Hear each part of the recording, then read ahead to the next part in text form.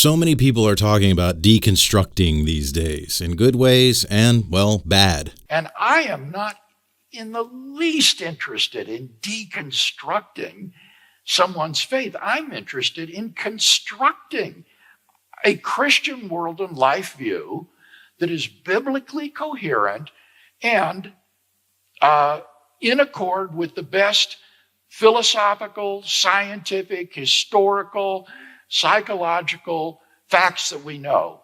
And so I think the whole project of building a Christian world and life view is one of construction, not deconstruction. And today I'm going to share my deconstruction story in a bit more depth because I realized I haven't talked a whole lot about that on my channel. And most people who share their deconstruction story haven't deconstructed because of severe religious trauma. So I think that's the unique angle I can provide in this holistic conversation around deconstruction and deconversion. So I'll walk you through the approach I took and 4 of the tools I used, and I hope this is a helpful video for anyone who's having to navigate the deconstruction space because of religious trauma specifically.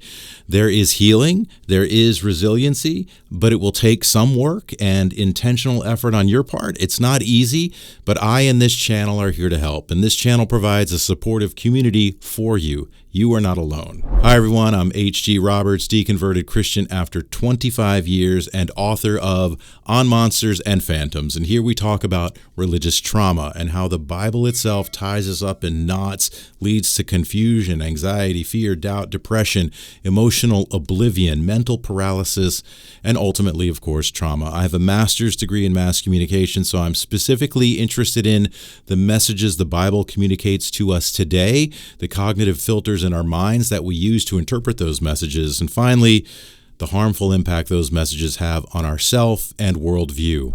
I'm going back many years, but when I was in the worst of my religious trauma, which centered around God telling me through intrusive thoughts that I was the Antichrist and going to hell, and my newly diagnosed neuromuscular disease was his wrath and punishment for my past porn addiction, my mental wheels were falling off the wagon. I had chest-constricting anxiety every day, making it difficult to breathe, eat, sleep, and focus.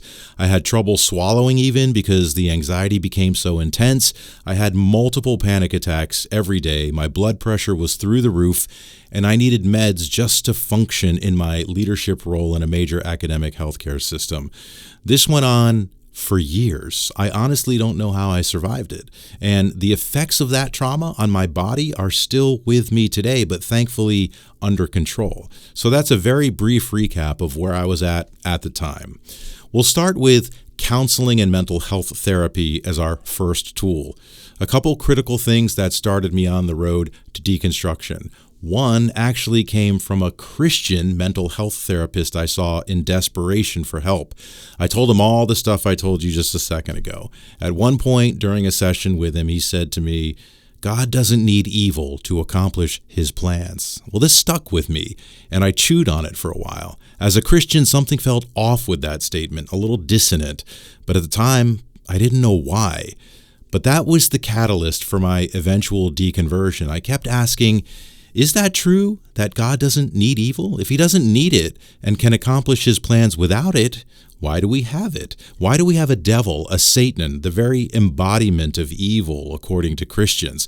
Does God need a devil or Satan for his will to be fulfilled? It sure seems like it based on the Bible's salvation-damnation paradigm. If God, this maximally great being, doesn't need evil to accomplish his plans, then why does God sustain and perpetuate evil in the form of a devil who prowls around looking for people like me to devour? To steal, kill, and destroy. Why is there demon possession and driving demons out throughout the Bible? God wouldn't create and sustain something that wasn't necessary for his will to be fulfilled. To create and sustain something superfluous or unnecessary cuts against this idea of a perfect, maximally great being. That was the first crack in the armor. So I stopped seeing that therapist, that Christian therapist, because of that statement he made, and then decided to see a secular therapist just to gain a different perspective. And admittedly, that was also a financial decision because one of the benefits of my job was a certain amount of free hours with a mental health counselor. And after hearing my story, she, the new therapist, told me, "You'd do better without a wrathful, judgmental, and punishing God based on your history." And that was the first time I sought the counsel of someone outside my Christian network, and that was the first time someone gave me permission to consider a perspective or paradigm beyond the one that guided my life for decades. I don't recall saying this back to her, but in my mind I said, "Really? That's an option I can actually consider?" I had never considered that option available to me because of how locked into conservative fundamental Christianity I was. So my takeaway here is that a neutral therapist can definitely be a part of your plan, your healing and deconversion strategy. But I would recommend a secular therapist, or at least not one that shares your same beliefs and will counsel you in accordance with those beliefs, because it's those beliefs that are creating the trauma for you. So it could be more harmful to reinforce them versus challenge them. The second tool was having a trusted friend by my side. Perhaps someone in your life can serve in that role. As many of you know, the battle against religious trauma is often done in private, in the shadows. It's not something most Christians will talk about because they're ashamed, terrified, confused, and maybe feeling demonically attacked, which makes it very challenging and maybe even taboo and embarrassing to talk about with other Christians. Me telling other Christians I believed I was the Antichrist is not exactly the kind of thing that's going to make you popular at your small group meeting and at your church. I told my wife reluctantly and out of desperation for help, and she responded, probably very appropriately at the time, "I'm not sure I can help you with this. You need to seek counseling from the church." And that was fair. But I had a very good close friend who was a Christian, or so I still thought, who I knew I could confide in. He and I were very aware of each other's darkest secrets because for years as Christians, we were sort of accountability partners for each other. What I didn't know is that when I talked to him about my religious trauma, he had already deconverted, but didn't tell me because he didn't want that to affect my own walk with Christ. Nonetheless, we met regularly and he listened to my story and my fears. He didn't say much. He let me do most of the talking. And curiously, he didn't fire back with a ton of scripture or offer to pray. As I said, he had already deconverted, though I didn't know that. He simply said something to me that I'll never forget. He said to me, "Maybe it's time to consider that your paradigm is wrong." I was taken aback at first, but I knew my friend well enough to know that his comment was ultimately a challenge, a quest for me to do some deeper self-reflection and research around my beliefs.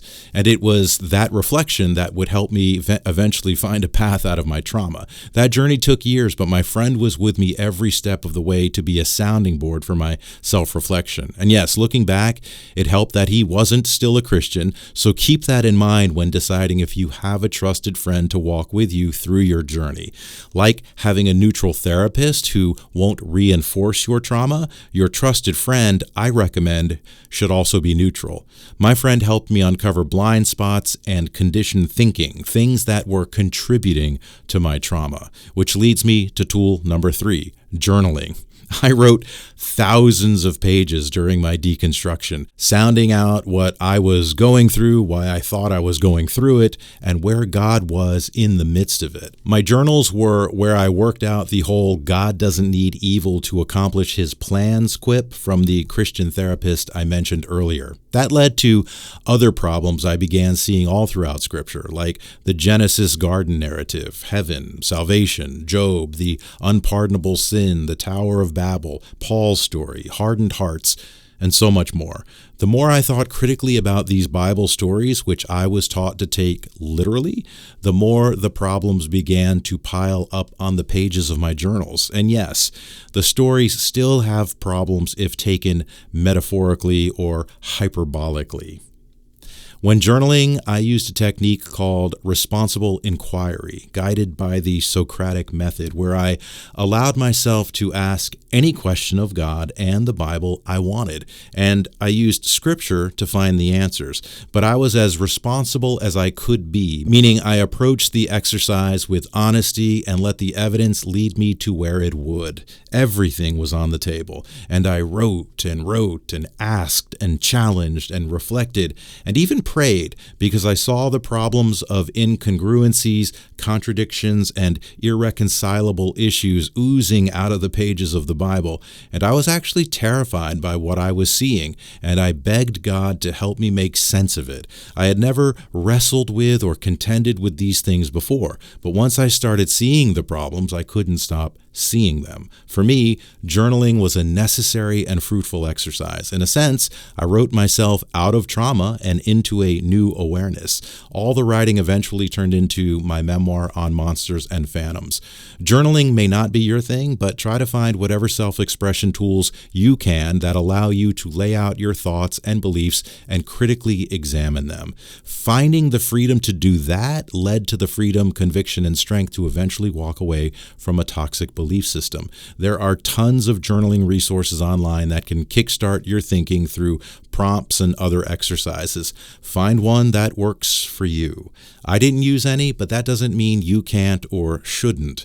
Putting your thoughts and ideas on paper, then trying to objectively critique them, is a valuable exercise for self-reflection, growth, and resiliency. And we'll close this out with tool number 4. Reading books. I know that sounds simple, but I'll explain. When I started my deconstruction journey, I didn't read any atheist materials, nor any counter-apologist materials. In fact, as a Christian for 25 years, I only allowed myself to consume mostly Christian content, whether music or books or whatever. I didn't know about Sam Harris, Richard Dawkins, Christopher Hitchens, Daniel Dennett, Dan Barker, or any of those prominent atheists. I didn't know their work. YouTube certainly didn't have near the atheist or agnostic content creators it has today, but I never sought out that content back then either through YouTube. I only engaged with what supported, affirmed, and strengthened what I already believed. I sheltered myself and lived in an echo chamber. So, in the early stages of my deconstruction journey, I relied only on myself to assess, challenge, and critique my beliefs. I did the work completely on my own. That's my story, but that's not everyone's. I know that. I arrived at various conclusions that I later learned were already popular arguments in the atheist world, which in its own way was kind of affirming and enlightening. I was like, oh, others have already long since discovered these things about the Bible. They see what I see. What I see is actually quite common. I had no idea. It was at that time I began engaging with atheist content. I read Dan Barker's Godless. I read Leaving the Fold. I started becoming more familiar with the atheist thinkers of our day. But the book, or rather the series of books that opened my thinking the most, were the Ishmael series by Dan Quinn, specifically his first 3 books in the series, Ishmael, The Story of B, and My Ishmael. I don't know that these books qualify necessarily as atheist literature and counter-apologetics, but they certainly challenge contemporary ideas of the Christian church and its march toward world dominance as a religion. The series philosophically explores humanity's relationship with the natural world and the consequences of our cultural pursuits. It forces us to grapple with the idea that humanity's self-perception as superior to nature is unsustainable and destructive. It introduces us to taker and leaver cultures, takers being modern civilizations that believe humans are separate from and superior to nature. In contrast, leavers live within the constraints of nature and don't seek to dominate it. The books suggest that humanity's role in the world should not be to conquer and exploit nature. Of course, this contrasts with the popular view of mainstream Christianity, where man was commanded to subdue the planet and rule over it, which, in Quinn's mind, will only lead to our destruction. The series goes on to say that religion helps construct the scaffolding where that destructive, conquering narrative plays out. Quinn suggests that religion, namely the Abrahamic ones, arose out of a quest for agricultural and societal dominance. And yes, I know there are some Christians who believe we have a responsibility to protect the planet. But I won't give any more away about this series. And of course, Christians have levied critiques against this series, but it probably is a good idea for you, if you're dealing with religious trauma, to open yourself up to outside perspectives and ideas. If nothing else, to just tweak tweak your thinking a couple of degrees so that you can rechart your trajectory from trauma to resilience. And nobody's saying let's erect statues of Dan Quinn and worship him as someone who has arrived at the ultimate truth. That's not what I'm saying. He's just a dude with ideas like me. I'm saying he wrote a series of books that will challenge your Christian perspectives in a healthy way. And it's good for anyone suffering from religious trauma to have their Christian doctrines and beliefs challenged. That's one way to break the bondage of trauma. So that's a quick rundown of 4 tools I used along my deconstruction journey. Everyone's journey is different and everyone will use different tools. Let me know in the comments what's helped you so that others can learn from you as well. I appreciate the community we're building. So once you're done deconstructing, which could lead to deconverting, what's next? How do you live? How do you rebuild? 2 content creators I think do great work in this area are Durante Lamar and Britt Hartley. I've mentioned them before on the channel. There are others, of course, but these 2 really zero in on how to rebuild after knocking the former house down. Check them out. Durante is motivating secular humanists to build supportive communities around the country, and I particularly love Britt's honest work on nihilism, which I've been through after my deconversion.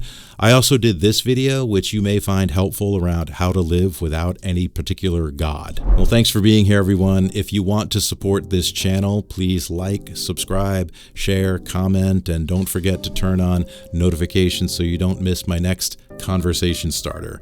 But a way to support the channel financially, since I don't have Patreons or sponsors, is to do what many others have done and purchase On Monsters and Phantoms. It's my memoir about severe religious trauma and deconversion, of course from Christianity, and leave a review. It's a raw and honest look into the diabolically harmful mind games Christianity plays with us. The link to it on Amazon is below. I appreciate that. If you do buy it, let me know via email, in addition to maybe a comment below, so I can publicly thank you in my next video. And now to thank Martin Elzen 5127 for purchasing the book. I very much appreciate it. Your support means a lot to me. I try to put out a new video each Wednesday and Sunday morning at 7 a.m. Eastern Time, where we take a deep dive into what religious trauma is, how it forms, in whom it's most likely to form, and what we can do about it if it does form. If you'd like me to cover a specific topic, let me know in the comments. You can also email me. And if you're new here and curious about religious trauma or think you may be suffering from it, first of all, welcome. Then explore the channel to see what other topics I've covered and what resources are available to you. And until next time, let's continue to catalyze a conversation together about religious trauma, to let those who suffer from it know that there's hope, and to let those who dismiss it know that it's real.